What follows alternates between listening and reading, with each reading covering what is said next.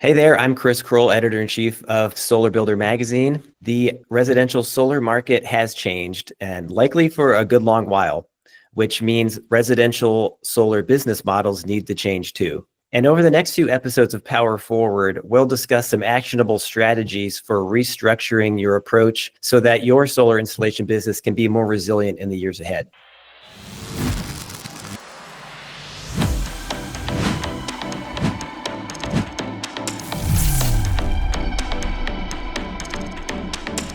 To kick things off, we're zooming in on the concept of service and how you can turn that into a profit center. And while you're scoffing at that idea, I'll introduce our guests. Today we have Travis Walker, Director of Business Development at BayWa RE, and Corey Garrison, CEO of SouthFace Solar Electric. I want to start with just the term service. It's a broad one that can cover just the general post-installation interactions. And I wanted to start by maybe you guys breaking down the different services that fall under a solar company's service department. This is a great question. And I think any company that's looking at going down this road really needs to evaluate what services they want to provide, not just the services that may look appealing. It really boils down to what type of services do we want to do? What does that look like? And then we build a pricing matrix based on the things that we want to do, and then be nimble enough to adjust to it, right? Some of the services that we've seen installers really take advantage of is kind of fall into 6 or 7 categories. First being kind of monitoring and diagnosing, so making sure you're watching the system, the performance, flagging underperformance, which I think is pretty standard. Preventative maintenance, cleaning, tightening, things like that make the system just perform better and have a longer life cycle. Corrective services, so fixing what might be failing, fixing different parts. Then obviously warranty, RMA work, managing those claims from the manufacturer, shipping, logistics, installations, all of that good stuff. You can also talk about customer support, so answering questions, helping with billing, system upgrades. So are you adding an EV charger? Something we did to our house, which is adding a battery post install of solar panels, upgrading the monitoring hardware as new technology comes into play, right? And then lastly, is probably a topic that we're spending a lot of time talking about today, but repowering, which is a unique opportunity to revamp aging systems for better performance and reliability, really focusing on systems that maybe weren't done correctly, or frankly, just from an age perspective, technology has changed so much, it makes that system not effective anymore. And so without having to change out the whole system, I think it's a great opportunity to provide value to homeowners, which is our number one role in all of this. Number two, it's a great option to drive revenue. It's an opportunity because the customer needs this product, right? They bought this system and it's not working correctly, and now you're repowering their system. And a great way to get referrals. If you fix something that's broken, it's almost better than installing it the first time. So. Yeah, that is the topic that we're going to focus on specifically today, is repowering. You guys touched on a lot of things I'm interested in, and maybe we'll get to in some future episodes of this series. But thinking about repowering specifically, how are you generally pursuing these repowering jobs? Is this going through your old customer database and following up? Is it advertising homeowners that have orphan systems that their original installer is gone, and you're kind of trying to get new customers in that are stranded out there? What is it? All of the above? For us, it's all of the above. When we do repowering, we have to pull many different sources. Online marketing is still king in a lot of the stuff we do, so we try to targeted marketing that way, chasing customers. We actually are looking at trying, especially with service and repowering, going in and doing a little behavioral marketing, maybe in the Facebooks of the world, so to speak, so we can really narrow down the target that we're after. Because repowering, beauty of these type of jobs is that you're dealing with customers that have already bought in and drank Kool-Aid, so to speak. They have an investment sitting there, and it's either working, not working as efficiently, or not working at all, which is what we find a lot of times. And then you have the companies out there that kind of collate and have orphan system finance companies. They have a ton of orphan systems that they literally pay us to go out, inspect, and then put together a proposal on what it's going to take to make them work. I think another smart way that we've seen from various installers is partnering with like real estate agents or inspectors as kind of a lead opportunity. A lot of times they may be seeing these opportunities, they're just not available to us, and they see the frustration that the end customer is having or the homeowner is having. Being able to refer someone good to those projects is really, really great. And then creating like a call campaign, right? Figuring out, okay, if it's X amount of years, call it 7 years or older, are we just doing a service call? Hey, how are things going with your system? I know if the folks who installed my solar system today called me and said, hey, how is everything going? I feel great about that. For your current, maybe past customers, Corey, how do you go back through customers of your own to collate that list, or are you just waiting for something to maybe go wrong or something you're noticing and monitoring for repowering in particular, or like, it's been 5 or 7 years or warranties are past due, and that's when you're following back up? Do you have a specific strategy for that? So we're still working through a lot of those, but going after our own customers in that regard, I would say that 5 to 7 year mark seems to be a good check-in point, especially if you're chasing for us, we look at it, we're trying to get a service agreement with them, usually on an annual basis, to where they feel more committed to us and we feel more committed to them. So deepening that relationship with the customer.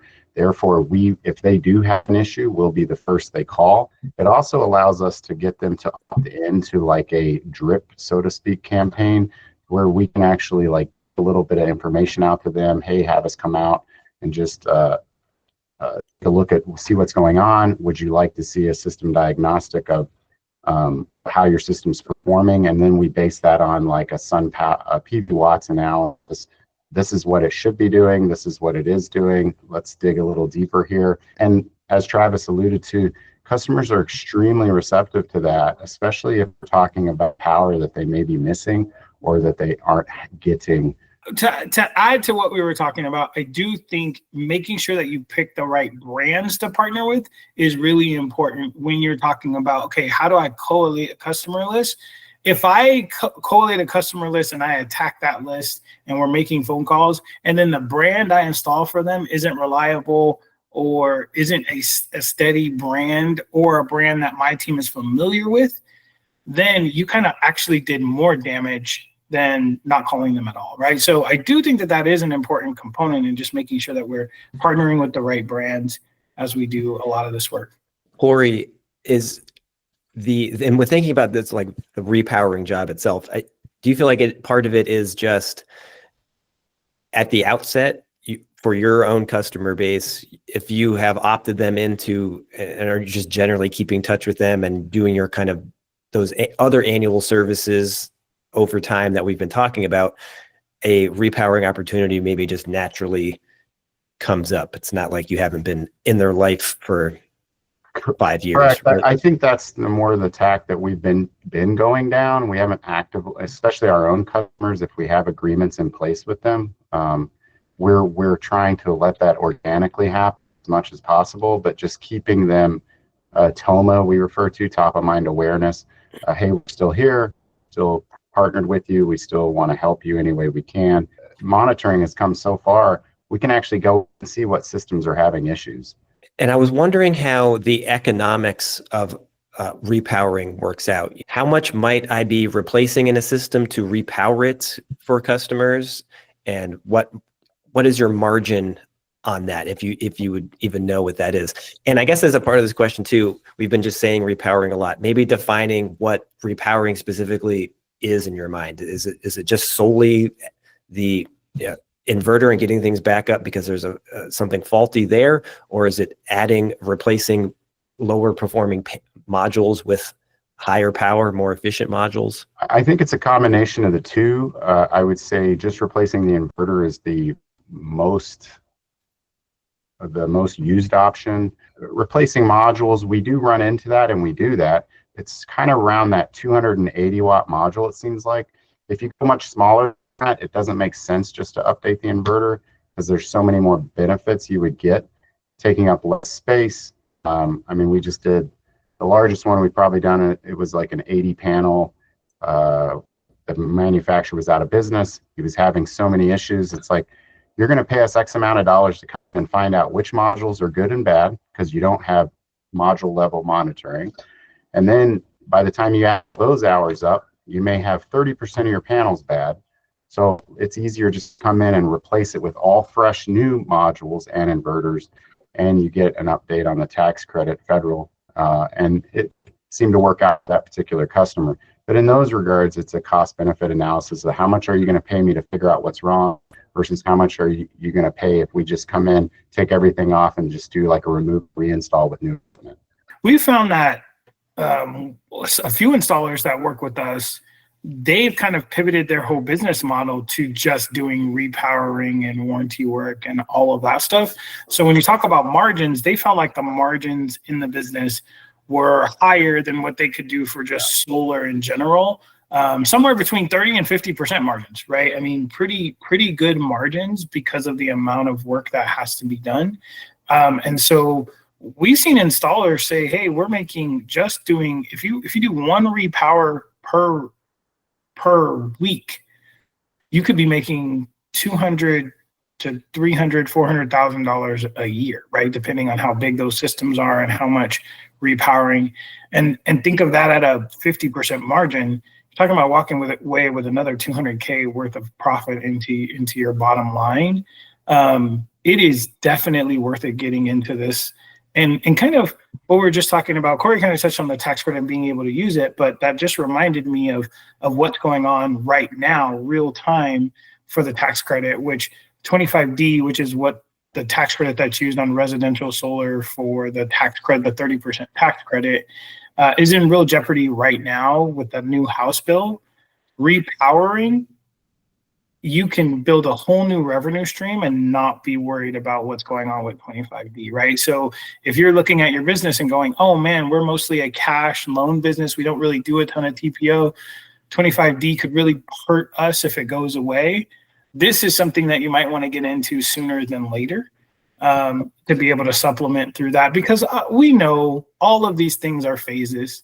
We know that tax credits, even if they go away now, they'll be back, then they'll be in jeopardy again. So you want to build a business that can survive without government subsidies, right? And you want to be able to be diversified in your business, just like in any business, so that when hard times come, you can pivot into another part of your business where you can spend a little bit more time driving that. And then when good times come, you can kind of pivot back into those good times.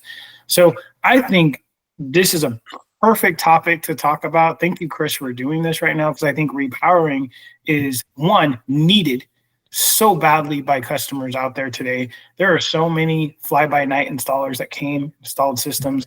I'm sure you've seen them, Corey, that just, you're like, man, this work is not very good, right? So there's opportunities for us to go and do better by the homeowners, which is doing better by the industry in general, because we want solar to have the best reputation possible, and that comes with quality work.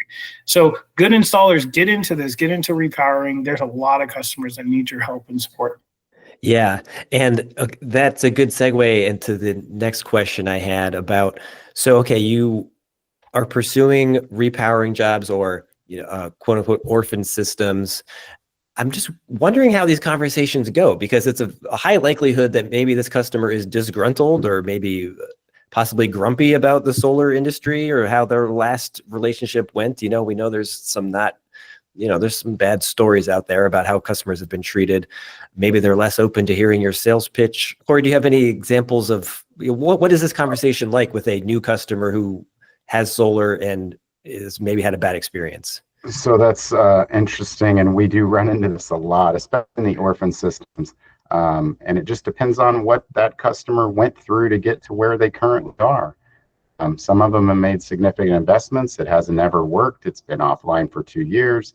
Some of them don't know, which shocks me. I try to reiterate into my people that reach out to these folks and work with them. You have to have a person in that seat that's making those initial contacts. You have to have somebody that can handle those negative interactions if they come. And the easiest way that I have found that to be the case is remember that you're there to help them and keep reminding the customer that I'm here to help you. I can't speak to what the other company does. You don't want to talk ill against another company, even if you may have those type of feelings. At least that's what we find. But we try to reiterate them. I'm trying to help. I'm here to help. And sometimes people just want to be heard. And so you just have to kind of be a sounding board and realize that they have a story and that they need to share that story to you. And sometimes that actually helps in a redesign or working through whatever problem they ran into. The opportunity makes a lot of sense to me. And we've been talking about all of the, reasons that installation companies should be considering pursuing repowering jobs. Is there any, what would you consider maybe challenges or downsides to doing this? The unknown that you walk into in these scenarios, right? Because you're like, okay, I don't want to touch this. And then they're blaming me for it not working or whatever the case may be, right? So that can always be tricky, especially when you look at like old wiring or code violations that weren't in place, parts compatibility, right? Like older parts with newer parts don't really work that way. And then lastly is setting those customer expectations. You go in telling them, hey, here's how much it generally costs. And you get up there, and you've probably seen this, Corey, you get up there and you're like, oh, wow, this is gonna cost like double, right? Like this is like totally messed up, right? Now you're going back to the customer. And sometimes as a customer, you can feel like, oh man, are you just saying that? Right? Are you just, are you just saying that to get more money from me or whatever the case may be, right? So we found installers, that's the hard part of this, is really going into those situations and being able to set the right expectations without feeling like they're taking advantage of customers. I think it's leading with empathy, though. I think if you're starting from a place of understanding what the customer's shoes are and going through, I think that you can walk yourself through a lot of those scenarios that might be a little tough.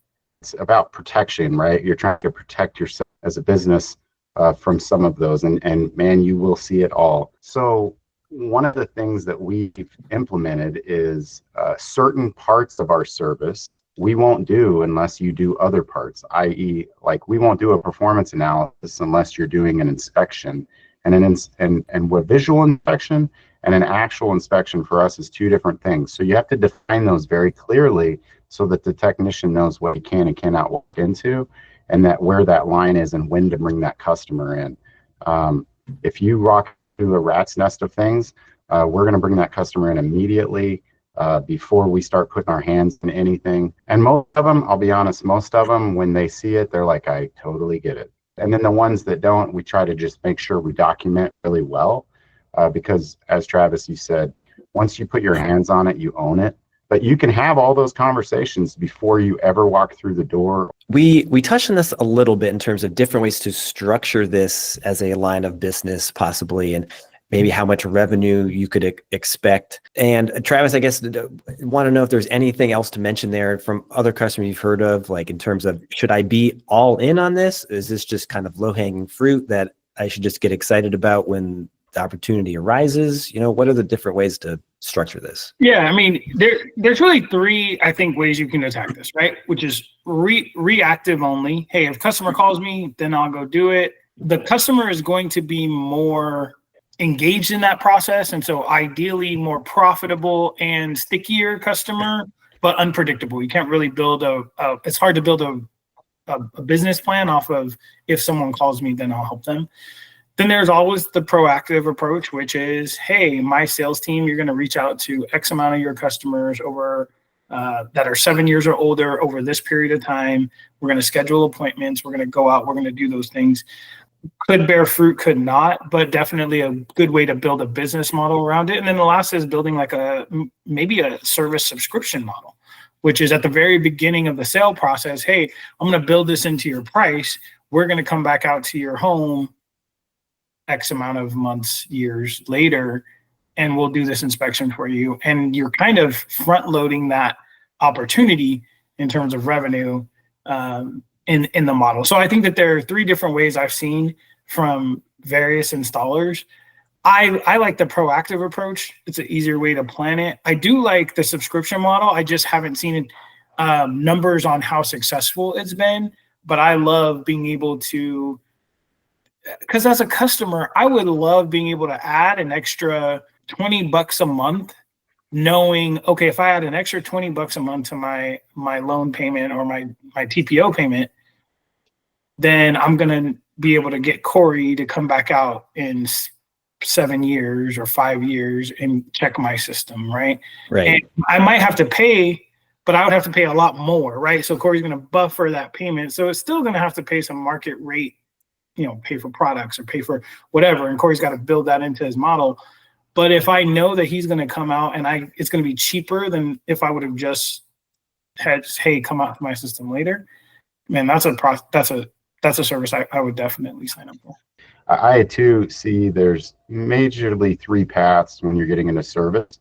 One of them is and I feel like we've done all 3 in my own business, where you're kind of like just being reactive. Customers call, oh, we don't do that, or we'll take care of that for you, kind of thing, and you're kind of guessing at what the pricing looks like and what this, and I just didn't like the way that felt. And we did that for a couple of years until it was like, hey, this actually has some legs. We need to sit down and kind of work this out, and then put resources to it.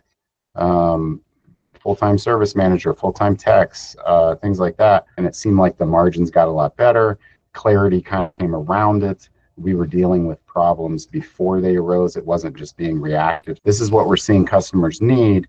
This is what we're going to do with that. And then it allows me to put a pricing matrix together so that way I have a little bit more focal point. And then take that even further, we're rolling out a subscription-based modeling, probably post and pre. So I look at the pre being rolled into the contract up front, post as customers that don't have that already. We can go to and say, hey, for this monthly or this quarterly or this annually fee, this is the benefits we can bring to your table. Yeah, that makes total sense to me. Thanks for that.